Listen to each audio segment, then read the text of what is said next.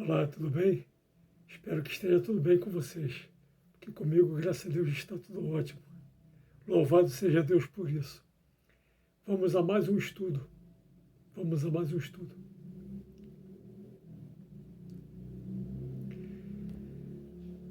Evangelizar. Não estou julgando ninguém, pois somente Deus tem o poder de nos julgar, conforme Jesus Cristo, nosso Senhor, Deus e Salvador, nos revela em Mateus 7, de 1 a 5. Mas desde que me entendo por gente, sempre testemunhei pessoas que batem no peito, dizendo que aceitaram Jesus, que já estão salvas, que só leem a Bíblia, que só ouvem louvores, etc., mas que dão um contra-testemunho terrível de vida. São pessoas que adoram evangelizar, mas nem mesmo elas próprias estão evangelizadas. Certa vez, quando eu ainda era um adolescente, eu estava trabalhando no meu primeiro emprego, no estaleiro Mauá, um soldador falou que eu ainda iria aceitar Jesus. Mas ele não falou isso de forma amorosa, me explicando quem era Jesus e o que Jesus poderia fazer por mim. Não, muito pelo contrário, ele me disse isso, batendo forte com o dedo indicador no meu peito. Ele havia me falado da pessoa certa, Jesus, mas ele se expressou da maneira errada, intimidadora e arrogante.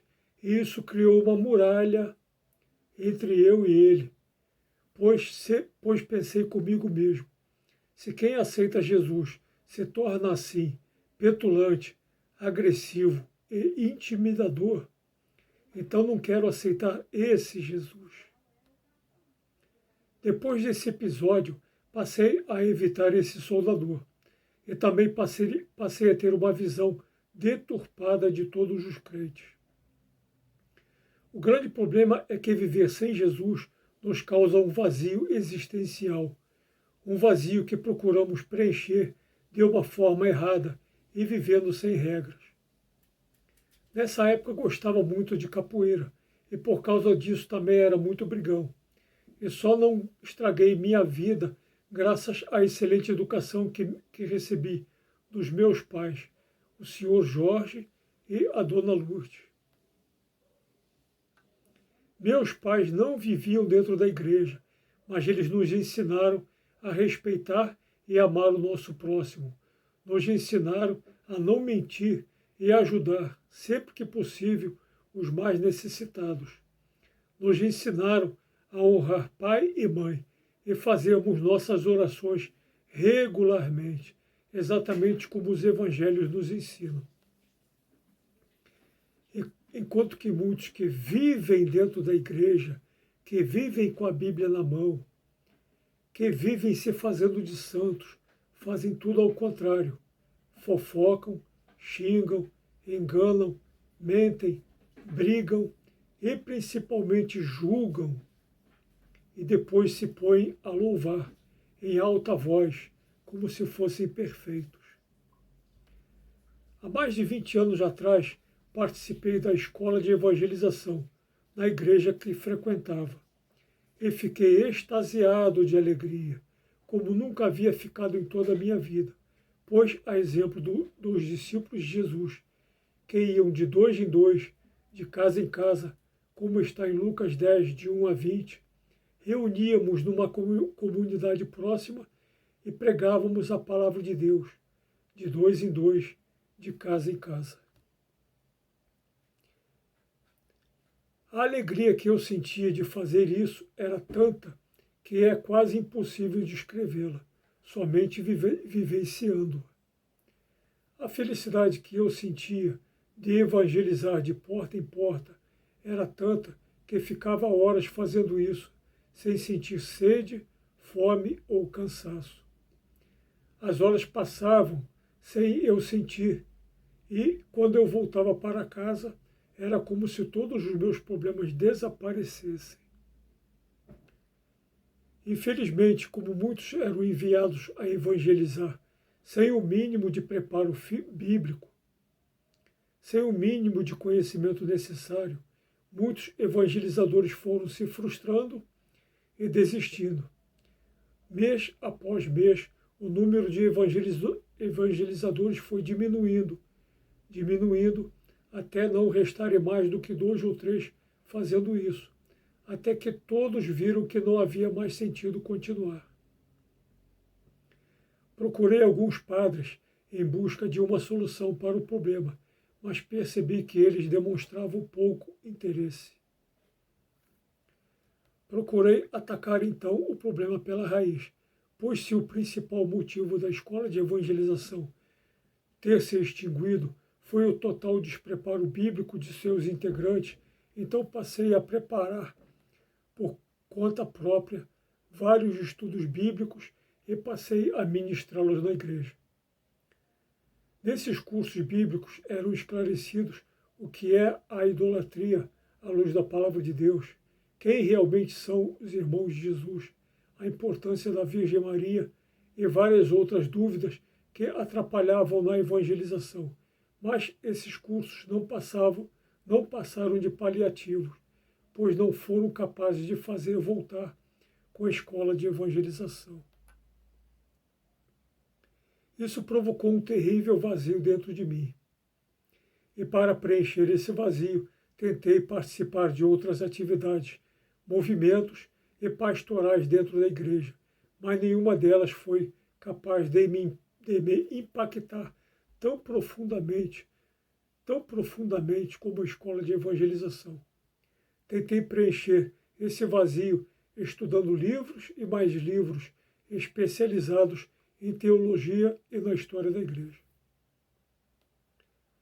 Até que em março de 2004, esse vazio de alma foi preenchido quando passei a frequentar o curso de teologia para leigos no famoso Seminário São José, em Niterói. Estudando ali, novamente vi acender dentro de mim a chama do Espírito Santo de Deus, ao ponto de chegar a atrapalhar as aulas com questionamentos que a grande maioria dos alunos não tinham coragem de formular. Eu estudei 4 anos nesse seminário e quando terminei não me senti melhor do que ninguém. Muito pelo contrário, voltei a sentir o mesmo vazio interior. Tinha vontade de fazer uma faculdade de teologia para aprender mais e mais, mas devido à falta de tempo e de problemas financeiros, não pude fazer. Procurei compensar essa carência estudando centenas de livros especializados em teologia e da história do cristianismo.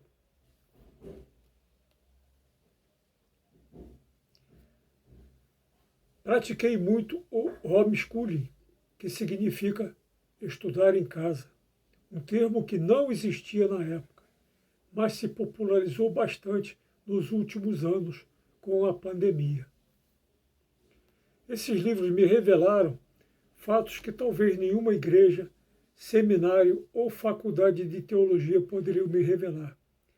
Percebi várias contradições entre os que se pregam nas igrejas de hoje e o cristianismo dos primeiros séculos, e me apaixonei pelos escritos dos maiores teólogos dos primórdios do cristianismo, mais conhecidos como os padres da igreja. Então passei a compilar todo esse conhecimento, escrevendo um livro intitulado A Salvação Eterna é para Todos, com 333 páginas, onde provo, através de uma vastíssima bibliografia, que muitas doutrinas escatológicas dos primeiros séculos foram vergonhosamente adulteradas após o nefasto concílio de Constantinopla II, ocorrido em 553 DC.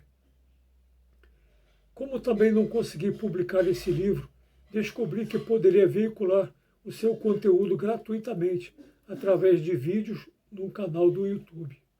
E desde então venho produzindo esses vídeos como este, toda a semana ou quinzenalmente.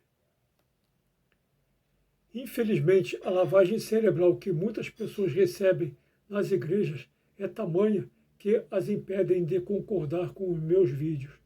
Por isso tenho o zelo de revelar detalhadamente as fontes bibliográficas com o título completo do livro, o nome do autor, a editora, o ano da edição e principalmente a página exata de onde a informação foi extraída, para que os que discordam do vídeo tenham como investigar a procedência exata da informação, antes de me acusarem de interpretar errado a palavra de Deus.